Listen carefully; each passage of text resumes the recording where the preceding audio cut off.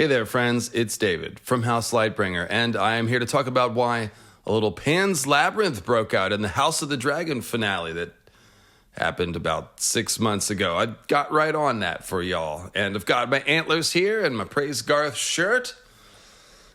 And yeah, we're going to talk about the Green Men, the fawn friend that came clip-clopping through the Godswood in the House of the Dragon finale. Grumbling and clip-clopping, I should say, disappearing behind the weirwood tree in the pale moonlight. And the behind-the-scenes close-ups reveal that it was a classic green man, complete with green skin and antlers and twiggy whiskers. And when I say classic green man, of course, I am referring both to real-world mythology and Ice and Fire mythology about Garth the Green and the Green Men, because George very clearly created his Green Men and Garth the Green from real-world folklore about Cernunnos and the Green Man and the Oak and Holly King, and other such green fertility nature gods who are basically always associated with the turning of the cycle of the seasons. But I'm not here to give you a mythology lesson. Oh no, far be it from me to do that. So no, I'm here to tell you why Cernunnos was clip-clopping through the Godswood, and why he looked vaguely like another in that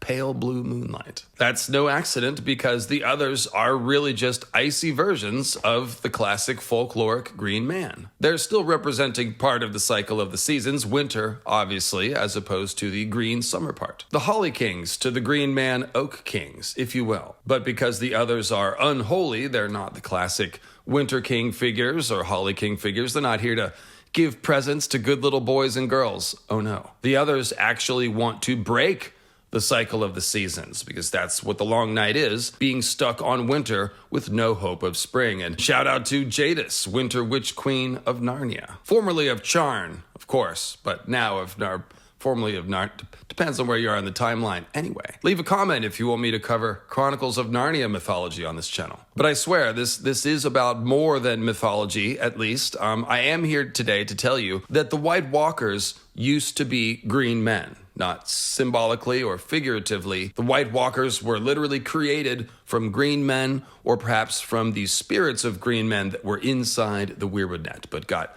ripped out. I've beat around the bush, if you will, on this topic in many videos, but today we're going to go right to the heart of the matter. Who the White Walkers really are. Who the Green Men really are. Why and how they are connected, and why this connection is the key to resolving the issue of any future long nights that the White Walkers might cause in the Winds of Winter. Spoiler alert, that's probably coming. This will set up a follow-up video about King Bran's ultimate destiny, which is some kind of weirwood net surgery, I think. So stay tuned for that one, which just means subscribe to the channel. I'll be doing that sometime in the next few months. So yeah, make sure you're subscribed, click like if you're excited about Green Men and others. And yeah, here we go. Strap into your weirwood thrones, and let's talk about how the others got booted from the Godswood.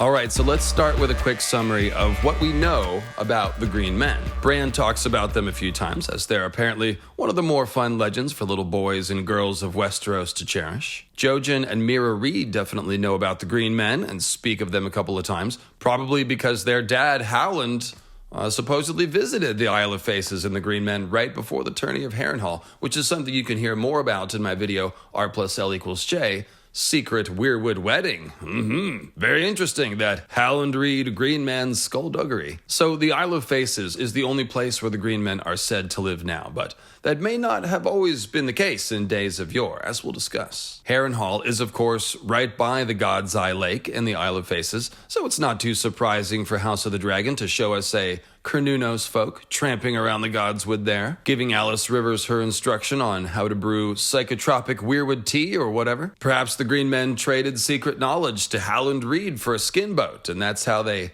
paddle back and forth to Harrenhal when they need to. So, to be specific, it is said that on the Isle of Faces, there is an ancient order called the Sacred Order of Green Men, and they're thought to have antlers on their head like a stag, or to sometimes ride on stags, as Cold Hands does. Legends also describe their eponymous green skin, of course, and ascribe to them nebulous magic powers, which one assumes is a reference to weirwood and green seer magic. The Sacred Order of Green Men was supposedly formed in the Dawn Age to watch over the weirwood trees on the Isle of Faces following the Pact, which was the famous agreement of cooperation between the human first men and the children of the forest that supposedly stopped their long war, at least for a time. That's a lot of supposedlys, and I, of course, happen to hold some fairly heretical timeline ideas about the Pact and all that, but that's not important for now. Let's just go with the main myth, which tells us that every weirwood tree on the Isle of Faces was given a face when the Pact was signed. This leaves us with the impression that the Isle of Faces is some sort of hub of the weirwood net, to use modern parlance, if you will, and it's also something of a nature reserve or preserve. Because save for the godswoods of a few of the most ancient castles, pretty much all the weirwoods south of the wall, and especially south of the neck, were cut down by the first men and then later the Andals in their wars against the children of the forest. So the Isle of Faces remains as, again, a nature preserve, a last stronghold of these magic trees, and apparently it has a lot of them, and it's guarded from uninvited guests by sorcerous means, such as flocks of ravens or strange winds, with the trees themselves being somehow safeguarded and watched over by these mysterious antler-headed green men. So the idea of green men as caretakers of the weirwoods, of course, fits very nicely with the classic Green Man folklore, since that is the idea of the Green Man. He is a guardian of the forest and a personification of the forest, of the green vitality that powers all the plants to turn green and flower and bloom during the spring and summer. And even more twisted, deathly versions of the Green Man folklore, like Herne the Hunter, still has this figure as a guardian of the forest. That's pretty much ubiquitous in all of the Green Man folklore. Accordingly, we also see the children of the forest playing this role, being caretakers of the weirwoods and the green seers and the entire system. And it seems pretty obvious that there is some relation or connection between the green men and the children of the forest. They might be the same species or related species. They are both elf creatures that kind of look like plants and trees. So yeah, probably related. And perhaps we can call the green men the fathers of the forest to the children's children of the forest. Who knows? Now, when we first hear about the green men on the Isle of Faces, it certainly seems odd that we'd have some strange type of fawn humanoid. Again, think of Pan from Pan's Labyrinth, tall and intimidating and clip-clopping, that lives only on one island in all of Westeros. And indeed, this seems to not always have been the case. The Green Men are probably one of the old races, along with the others and the giants and the children of the forest, that the children speak of, passing from the world as the day of man comes to being. These old races used to inhabit all of Westeros in the Dawn Age before the coming of man, but now only exist in dwindling numbers. So it seems to be true of the Green Men as well. There is copious evidence that the Green Men were spread all throughout Westeros and influenced early First Man culture. So, for example, the very oldest First Man houses are found in the Reach, which isn't even close to the Isle of Faces, where the Green Men live now, and all the oldest houses in the Reach to this very day worship a Green Man god from the Dawn Age named Garth the Green or Garth Greenhands, who is described exactly like the Green Men on the Isle of Faces. And in fact, in the septs of the Faith of the Seven in the Reach, they have stained glass windows of Garth the Green alongside their seven gods of the faith. So this is a tradition that just won't die. This all gives testament of how deeply rooted the Green Man tradition is in the Reach. And when I say deeply rooted, I'm not just making the Tree Man folklore is deeply rooted joke, although I am doing that. I'm talking also about elf sex, as I often do. Apologies. But it's simply a fact that the oldest houses of the First Men in the Reach all claim to descend from this Garth the Green Man, which would imply that humans were interbreeding with green men in the Reach, because that's how you descend from the Green Men. It means your mom or somebody, you know. And of course, pretty much the entire fandom believes that this did happen with the children of the forest and the Green Men. The legends of Westeros straight up claim that, and it does seem to be the case. So if First Men were shagging the smaller elves, they might have also shagged the taller elves. It stands to reason. That's what the people in the Reach believe anyway, that they all descend from green men, and who are we to question or judge? Sexy, sexy elves. As many of you will recall, Garth the Green is in fact named as the first High King of the First Men. So he's both King of the First Men and Daddy. Garth the Green supposedly planted 3 intertwined weirwoods in the Highgarden Godswood, which is a totally mysterious act since we don't even know if weirwoods can be planted. They seem to be more like mushroom organisms where most of it's underground and the trees are really just sort of sprouting from an organism that's down.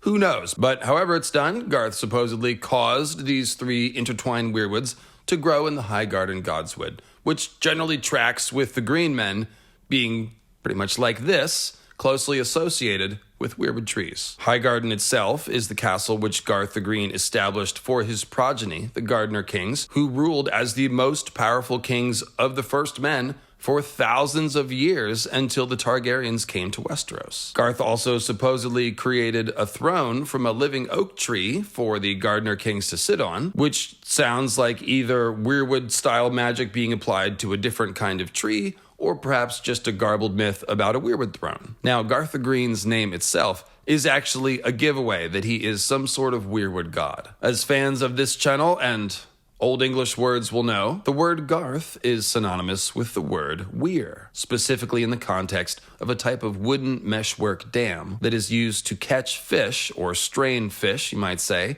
out of a river or stream. This structure can either be called a fish garth or a fishing weir, and dams in general can also be called weirs. So George Martin alludes to all this stuff specifically by turning the idea of fishing weirs into a metaphor about the weirwoods and the river of time, saying, through the mouth of Bloodraven, that although ordinary mortal men are caught in the flow of the river of time, the weirwoods are not moved by that river, being eternal, and can therefore give the Green Seers access to the entire river of time, meaning the history of the world. So the weirwoods, then, are exactly like weirs for the river of time. And what are they scooping out of the river instead of fish? Green Seers, of course, who are even physically trapped and caught up in the wooden meshwork roots of the weirwood tree, just as fish are caught in the wooden meshwork of the weir. But fishing weirs are also fishing garths, as I said, and the very first Green Seers caught up in the weirwoods were probably the green men,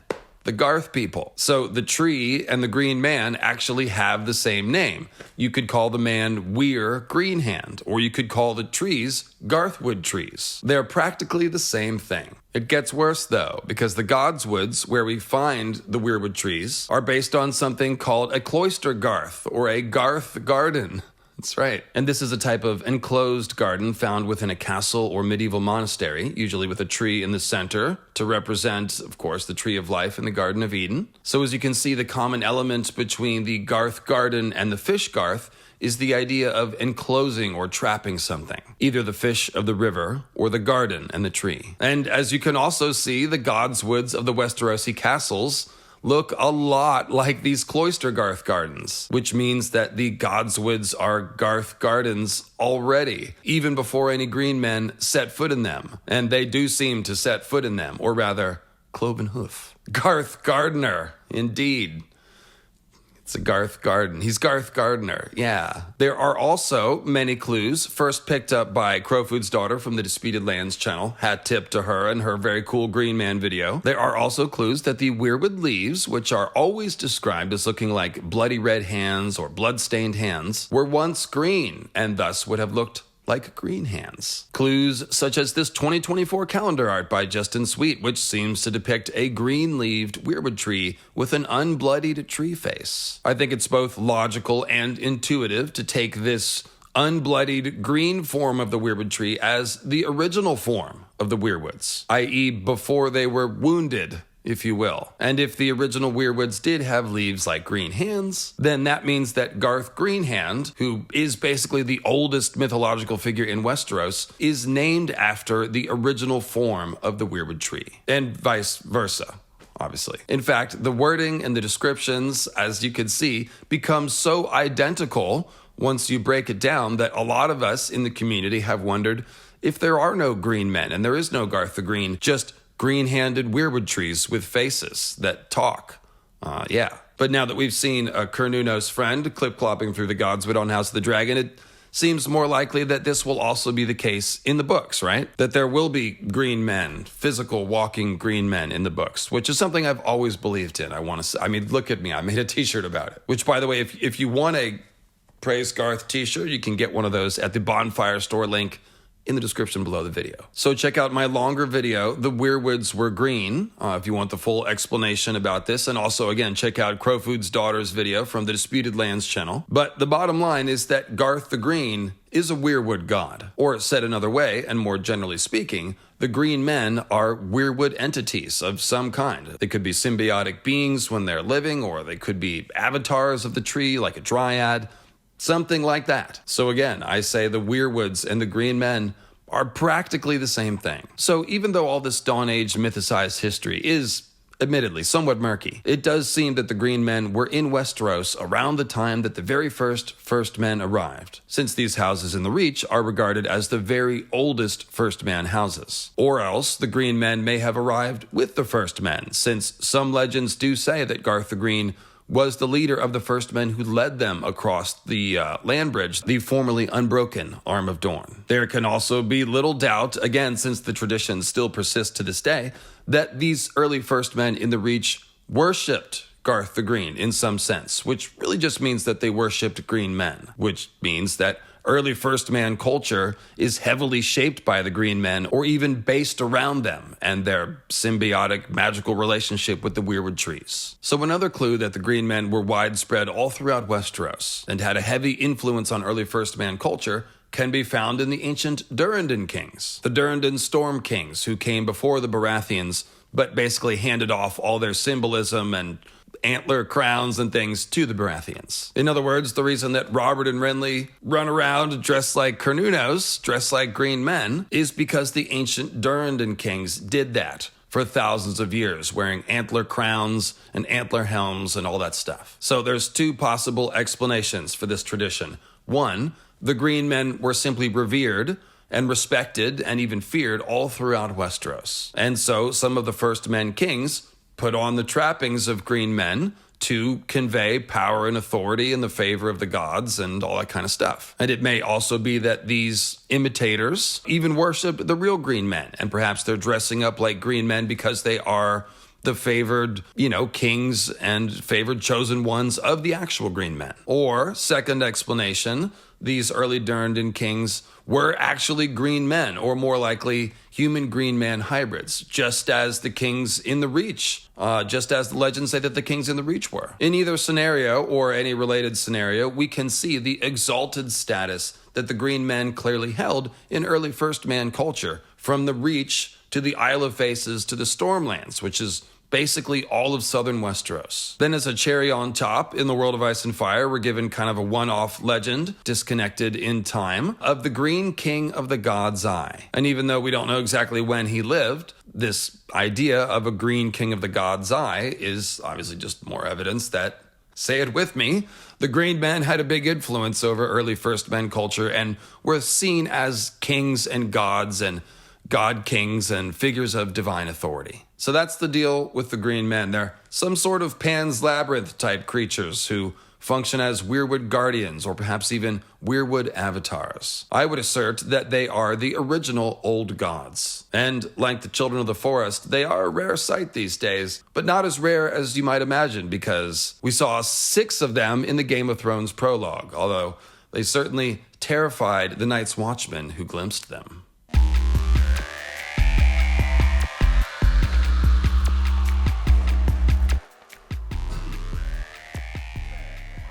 All right. Where were we? I've got too many Stagman shirts to choose from. Unfortunately, this is not one that I am selling. I bought it at a rave. But moving right along, spirits from the other world. That's what the others are. And when you go back to read the prologue of A Game of Thrones, which is usually called the Waymar prologue, even though it's told from the perspective of Will, actually, the guy up in the tree. But it's essentially the story of Waymar Royce. And when you read it, it's really striking how much the others are portrayed as the avatars of the haunted wood and as the shadows of the trees themselves. So start by asking yourself the question, who haunts the haunted forest? It's not Snarks. It's not Grumpkins. It's the others, the White Walkers of the Wood, as their longer title goes. So they walk the wood and haunt it, just like frozen or undead versions, half alive, however you want to say it, of green men. So dead green men for dead wood. Ain't no wood deader than this, as the wooden-teethed, I don't know, Daiwen of the wooden teeth. If there's any medieval dentists out there, let me know. So even before we compare the words used to describe the White Walkers of the Wood to the words used to describe the white weirwood trees, and boy, is that ever a Spider-Man pointing at Spider-Man gif, which I made, obviously. We can't help but notice a kind of magical and thematic and folkloric association between the walkers and the wood, running all through this prologue. Young Waymar Royce, ignoring the warnings of his fellow watchmen and the trees themselves, presses on with their incursion into the haunted forest, which is now 9 days running. Shout out to Odin, hanging on Yggdrasil these 9 long days and nights. And of course, Waymar gets the Odin makeover at the end of the chat, but I'm not here to give you a mythology lesson. Point is, multiple figurative passages depict the trees expressing their general hostility, grasping at Waymar's cloak with wooden fingers and tugging at his sword, and in general giving the more experienced watchmen, Will and Garrett, a severe case of the heebie-jeebies. Then the watchmen receive a more direct type of warning,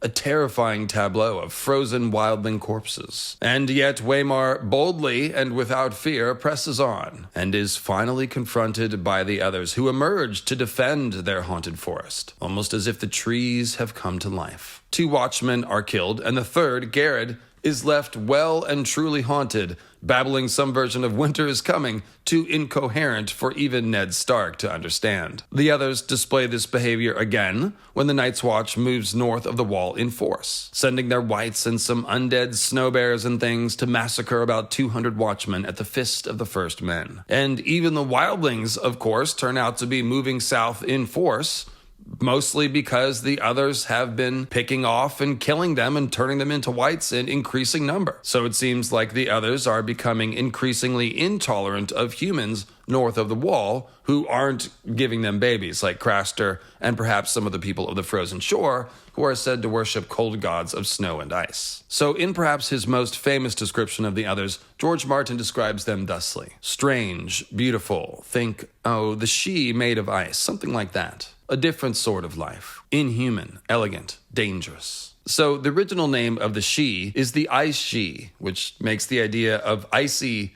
she kind of funny because they'd be icy ice she or something. The point is, Gaelic pronunciations look pretty weird to most other English speakers, but yeah, that's how you say it, she. And the phrase Ice She translates to people of the mounds. They come from Irish folklore, and they are supposedly the spirits of the Tuatha De Danann, who have been exiled to a place called the Other World, which is either underground, under the mounds, or sometimes in a kind of parallel dimension, or perhaps both. The She are thought to exist near burial mounds, fairy rings, and sacred trees, which really reminds me of the way that weirwood caves are found under hollow hills full of bones and dead bodies. Burial mounds, in other words, which are surmounted with sacred trees that sometimes even grow in rings, like the Weirwood Grove of Nine. So, burial mounds, fairy rings, and sacred trees, the homes of Ice She and Green Seers, the world's round. And this also means that George is basically using the She to hint that the others and the weirwoods and the green men / children of the forest are all related, because he's giving them all Ice She associated ideas. And of course, I'd be remiss if I didn't mention my old and current friend, Quinn's Ideas. Some of you guys ask why we haven't streamed together. He doesn't cover Ice and Fire anymore.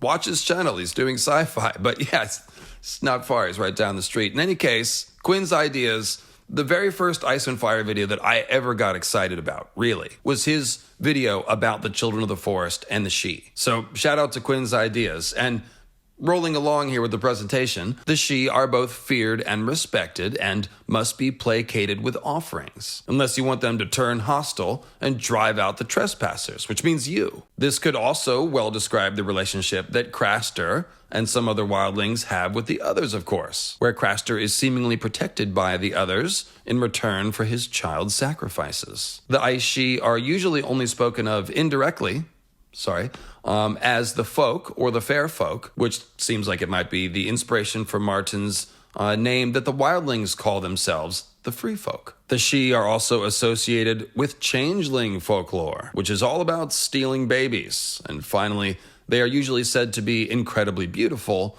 but can also appear terrible and frightening. In other words, not other worlds, in other words, and other worlds, the comparison that Martin is drawing between the others and the Sidhe is both descriptive and functional. The others look like icy ice Sidhe and perform all the same functions: haunting and guarding the places of the dead, like the haunted forest, accepting sacrifices, stealing babies, existing half in the physical world and half somewhere else, and so on, and many more. The others have been partially exiled from physical reality, being somewhat insubstantial. They don't break the snow. Tormund implies they can turn into a mist and resubstantiate back from mist. I think they can teleport. In fact, check out the Ice Spiders video. And even more, obviously, the others have been exiled from the living lands south of the wall, the green lands, where the people live. And to the point of this video, I would suggest that the others have been exiled from the weirwood net, in that they are green men who have been cut off from their magic weirwood trees. So, like the Ice Sidhe, who are the spirits of the Tuatha De Danann, the others seem to be older inhabitants of the land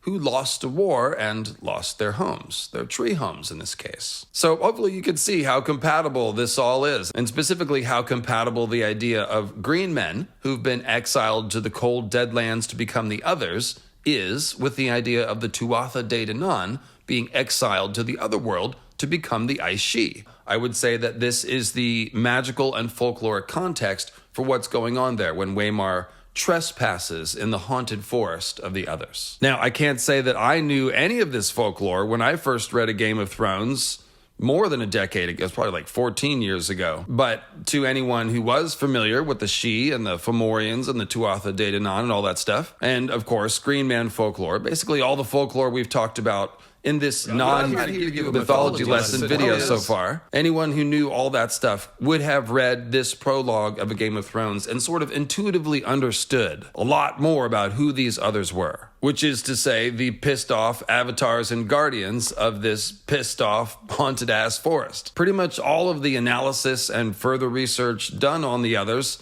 by myself and my esteemed colleagues such as Quinn's Ideas and Crowfood's Daughter from the Disputed Lands and countless others pretty much all point in this same direction. And do let me show you what I mean by further research.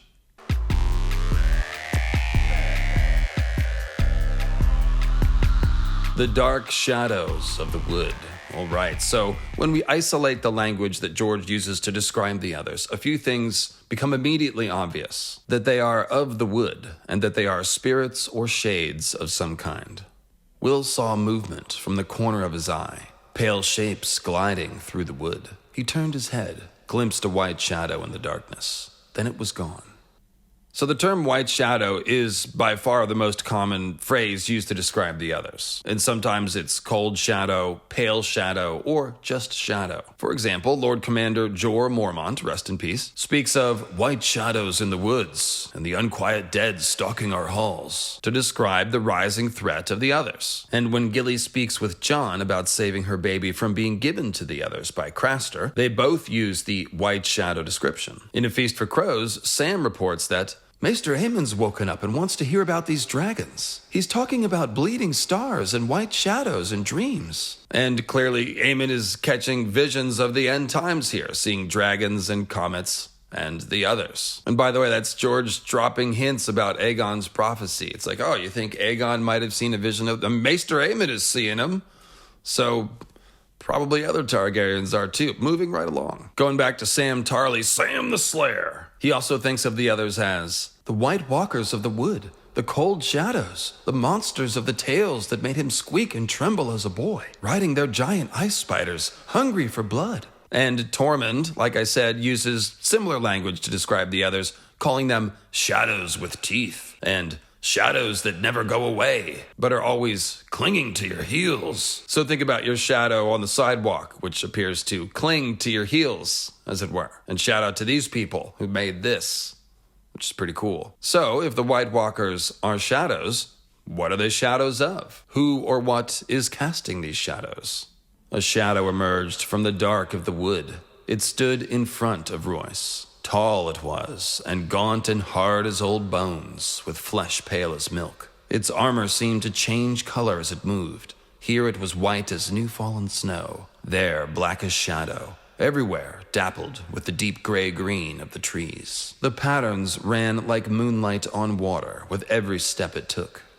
So a shadow emerged from the dark of the wood. From the darkness and shadow in between the trees. That's where the others come from, which implies the others as shadows being cast by the trees. White trees, white shadows, and these white shadows are cloaked in the image of the forest itself, which is reflected on the mirror-like surfaces of their icy armor. So they're reflections of the trees, which is expertly depicted here by artist Lee Moyer. Shout out. Always love to show this one. All right, so continuing with the physical description of the other, we have its white flesh, which is pale as milk in this prologue scene, and milky white when Samwell Tarly sees one in a storm of swords. Sees and defeats one, I should add.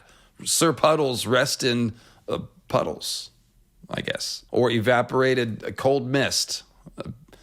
Whatever. These descriptions of the pale as milk and milk pale other compare very well to the Black Gate, the talking white weirwood face below the Night Fort, which Sam is taken through by Cold Hands right after defeating the brave Sir Puddles. The line there about the Black Gate is, "A glow came from the wood, like milk and moonlight." The milk pale others also carry swords that glow with moonlight, just like the Black Gate glows with moonlight, it should be noted. So, the flesh of another and the flesh of a talking white weirwood face look more or less the same, according to the author, and perhaps that's because they are related entities. There's also one passage in A Dance with Dragons where Asha Greyjoy sees a weirwood tree in the north and thinks that its bark and branches are as white as snow and that its sap looks to be frozen blood. And of course, the Snow White others do have frozen blood. Again, Sir Puddles, rest in peace. That Asha Greyjoy scene is really kind of a one-off, though, as by far, the most common description of the white weirwood bark, used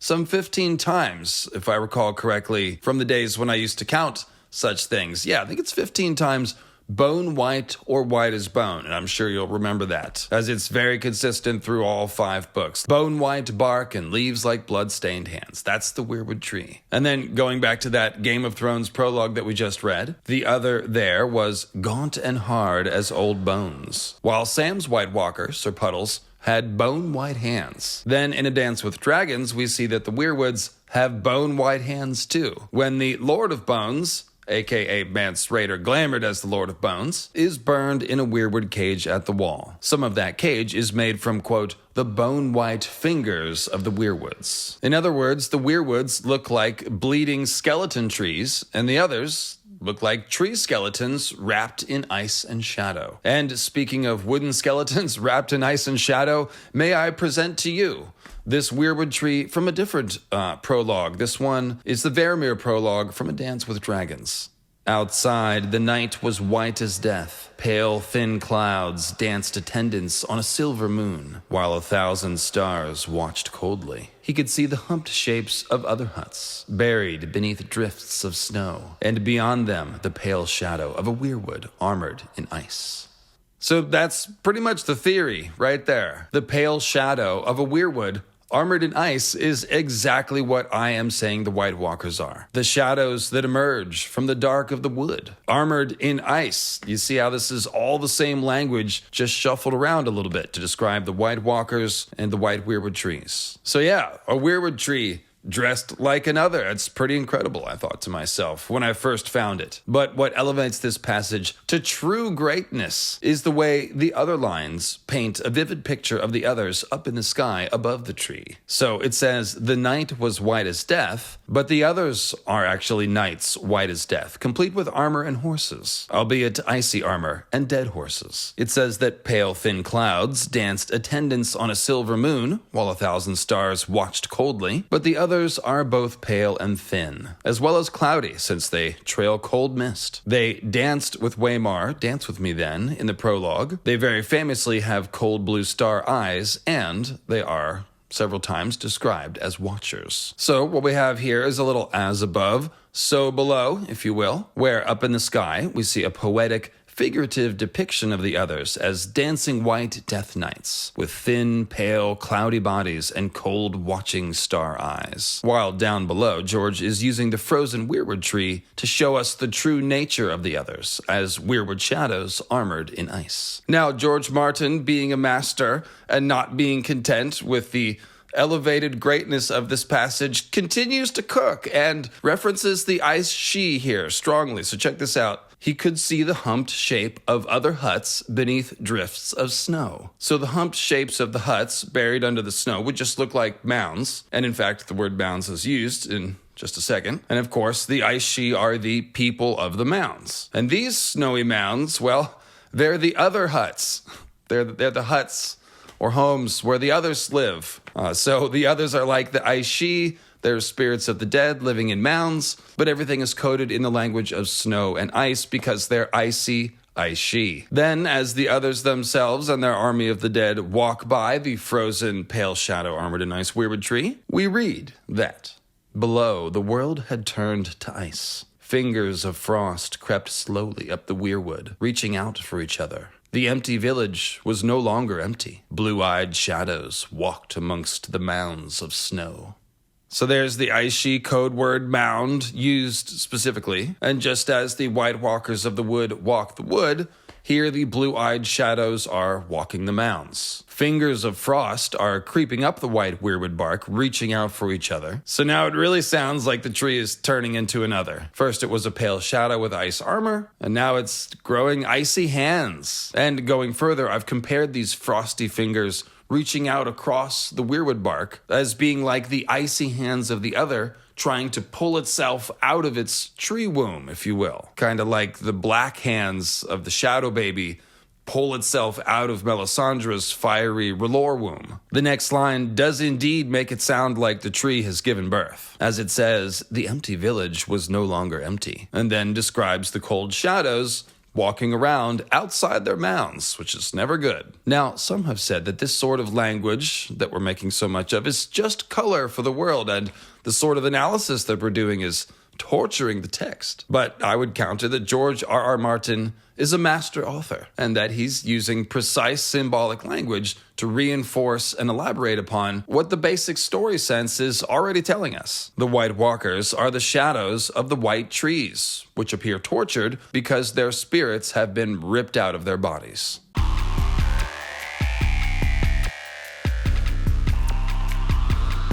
The Silent Watchers. All right, so as I was just alluding to when I was talking about the tortured-looking weir faces, our beloved author, George R.R. Martin, is also silently screaming the truth at us through these silently screaming and tortured-looking weir faces. And once again, he's doing it in the very first couple of chapters in the very first book. Take that warm and familiar opening scene in the Winterfell Godswood, with Ned cleaning the blood off of ice in the Black Pond before the Heart Tree, and solemnly info-dumping with his wife, Catelyn. There are darker things beyond the wall. She glanced behind her at the Heart Tree, the pale bark and red eyes, watching, listening, thinking its long, slow thoughts. His smile was gentle. You listen to too many of old Nan's stories. The others are as dead as the children of the forest, gone 8,000 years. Maester Luwin will tell you they never lived at all. No living man has ever seen one. So, as I always like to point out, Ned Stark has just cut the head off the last living man to see another, and that's why technically he is right. And of course, I'm talking about the crazed Night's Watchman Garrett, who was driven mad by witnessing Waymar's encounter with the other, and perhaps his subsequent whiting and then choking out of Will, the third member of their unfortunate party. So somewhere in there, Garrett got Lovecrafted, if you will, and when Ned dismisses his admittedly garbled warning about the others, we know that Ned is wrong, because we, the reader, have already seen the others and know that they're real. Now, what we should notice is the way that Catelyn and Ned both seem to understand that there's a fundamental connection between the White Walkers and the weirwoods. Catelyn talks about darker things beyond the wall, turns around and looks behind her at the Heart Tree, and Ned somehow knows that she's talking about the others and responds that the others are dead and gone and nothing to worry about. So why does Catelyn look at the heart tree when talking about the White Walkers? It's kind of easy to miss, but it's right there and seems important when you notice it. Now, going further, we should be keying in on the word watcher. The weirwood is watching Catelyn when she looks at it in the last quote, and a moment later, Catelyn thinks of the weirwood's eyes as being strangely watchful, and then immediately thinks that the only weirwoods found outside of the north were, quote, on the Isle of Faces, where the Green Men kept their silent watch. So the weirwood watches silently, the Green Men watch silently, and spoiler alert, the others... well, we'll get to it. There's also a line when Jon sees one of the heart trees that the wildlings have carved south of the wall. It's an oak tree, I believe. He refers to the tree as the Third Watcher. And then, returning to the Game of Thrones prologue, we find the others described as silent watchers. When the others close in to finish off Waymar, the line is, the watchers moved forward together as if some signal had been given. Swords rose and fell, all in a deathly silence. It was cold butchery. And then just before that, when Waymar was first surrounded by the White Shadows, we read that, behind him, to right, to left, all around him, the watchers stood patient, faceless, silent, the shifting patterns of their delicate armor making them all but invisible in the wood. So there you go. Weirwoods, Green Men, others, they're all silent watchers, on top of all the parallel weirwood other language that we just went through. The word faceless is also used here for the others, which again flips us right back to the Ned and Catelyn scene in the Godswood 2 chapters later, where Cat muses that, for her sake, Ned had built a small sept where she might sing to the 7 faces of God. But the blood of the first men still flowed in the veins of the Starks, and his own gods were the old ones, the nameless, faceless gods of the greenwood they shared with the vanished children of the forest. Nameless, faceless gods of the greenwood, ever watching, just like the faceless watchers that killed Waymar. And the others are also implied as being nameless when Will observes them as all being identical, quote, twins to the first, as it says. Craster, of course, calls the others the gods straight out, talking about gotta get right with the gods. So to him, the nameless, faceless gods would definitely be the others. Now, you may wonder why Cat would call the weirwoods faceless when they are essentially notable for having faces. That's the thing that's different from them and all the other trees. The blood is different too, but yeah, they have big faces on them. So why would she call them faceless? Well, I think the idea here is that no one knows who's behind the mask, right? Very like the faceless men of Braavos, who all become no one, and obviously faceless, by subsuming their individual identities to the collective, just as the Green Seers do to join the Weirwood collective hive mind godhead. The faceless others, then, would be implied as a hive mind as well, and of course they are, and that seems to match what we see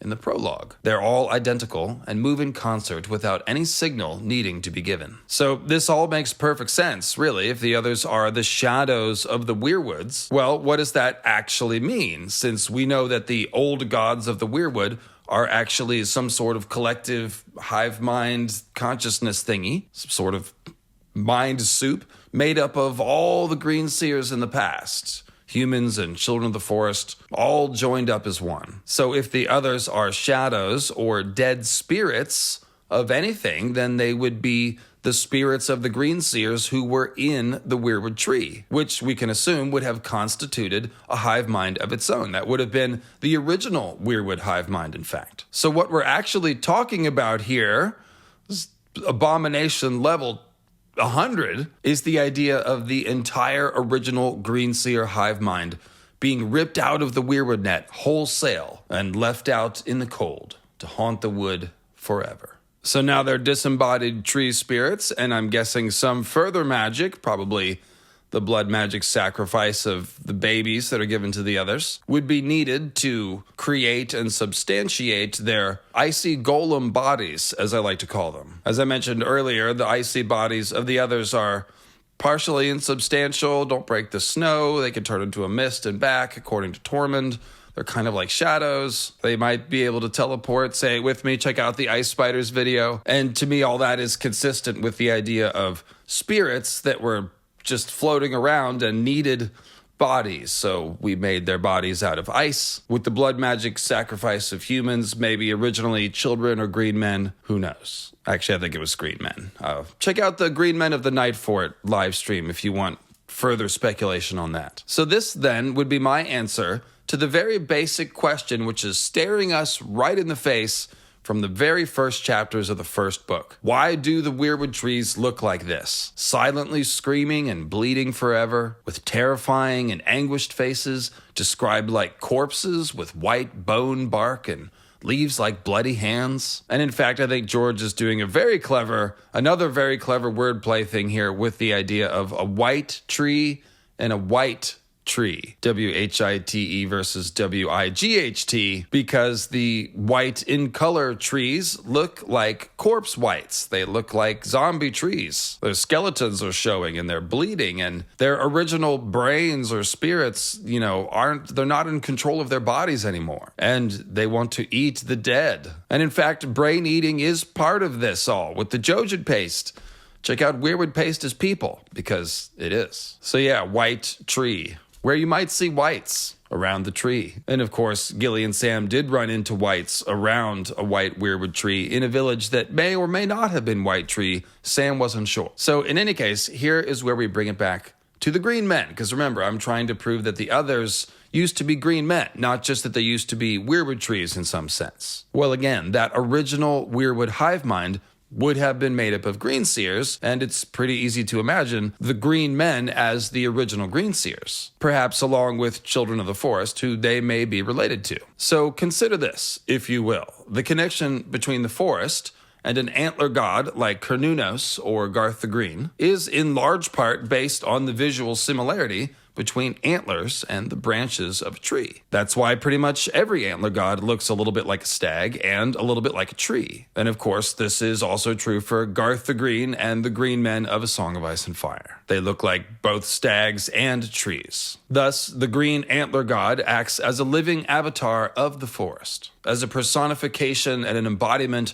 of the green vitality of nature that makes the plants bloom, makes everything grow in the spring and summer. So when a green seer skin changes a weirwood, which is what Bran is told to do, mechanically speaking, he is effectively wearing the tree like a skin and has gained his own branch antlers to become his own kind of antler god. And shout out to Greg Ruth, whose art is oh so useful here. The weirwood design, of course, makes this extra easy to visualize by putting a face just below the branches, as if it had tree antlers. This means that just as the others look like weirwoods, with bone-white hands and milky-white flesh and all the rest, don't make me list it all again, you remember, it was only a few minutes ago, the antler-headed green men also look like trees. They look like the original weirwood trees, potentially, as we discussed, if they had the green hand leaves, like Garth Greenhand, whose name is synonymous with weir. You remember the clever jokes, weir Greenhand, Garthwood trees, all that stuff. Counting on you to have at least 45 minutes of working memory. And so now we can see the entire picture. And shout out to Jeremy Nelz, of course, for this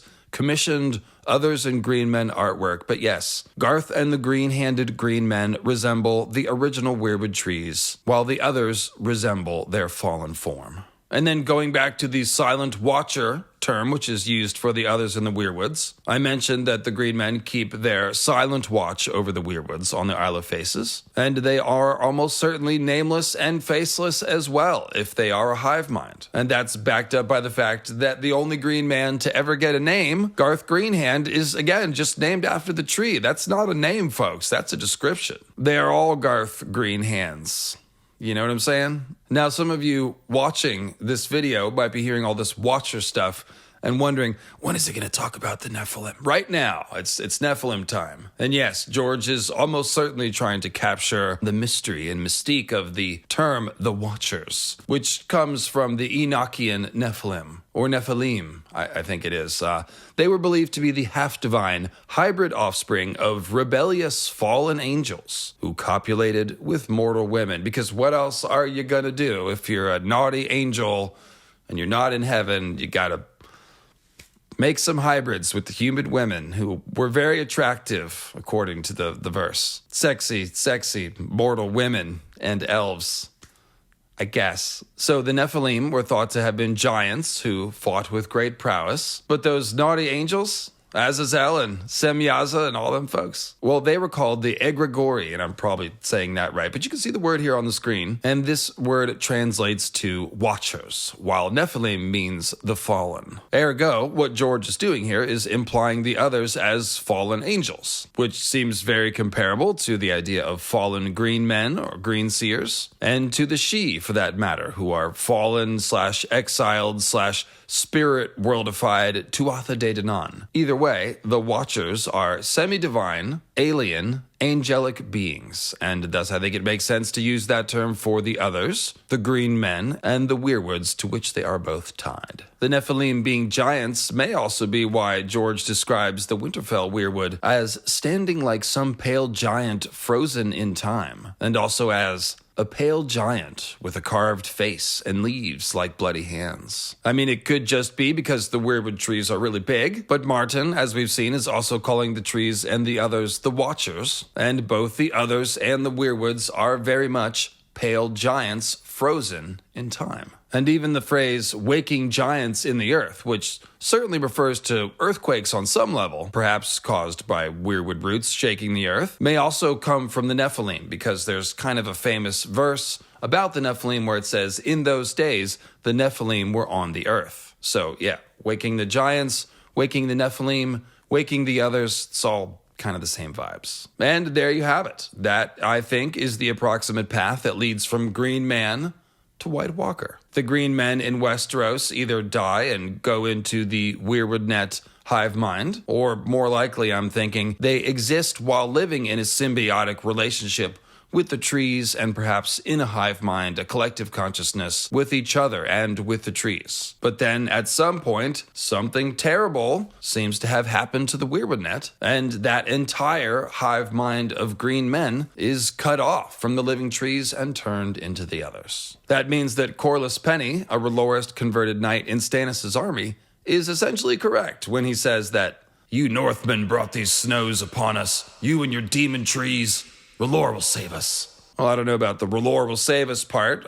Fire-whited Jon Snow, perhaps. I guess that's R'hllor. But yes, the terrible winters that bring the others, that is the vengeance of the original demon trees. So like I said at the beginning, you can begin to see what needs to be done here. If the others are the original hive mind of the weirwood net, kicked out into the cold, well, then they're probably pissed off because they lost their tree homes, just as the weirwoods are pissed off because they are disembodied corpse trees. So the solution here, obviously, is to give the others their tree homes back somehow. And that's going to require some weirwood net surgery, and that's going to require King Bran. So tune in next time. Well, subscribe to the channel sometime soon. We'll do a King Bran video, updated anyways. I already did a King Bran Summer King Bran 3, talked about some of this stuff. I also highly recommend the live stream I did with Michael Talks About Stuff called The Weirwood System, where we really went hard speculating on how all these connections might work. And then I did all this stuff about Watchers and didn't mention the Night's Watch, which some of you may have been saying, hey, what's going on with that? If the others are like the spirits of green men, the Night's Watch are like resurrected corpses of green men. And so that's Green Zombies theory, as it is known. And that one is definitely due for an update because I made those videos like 5 or 6 years ago or more. So yeah, make sure you subscribe to the channel and I'll have some cool videos coming all next year. Basically, that's what I'm trying to say. And thank you for watching. Hope you enjoyed it.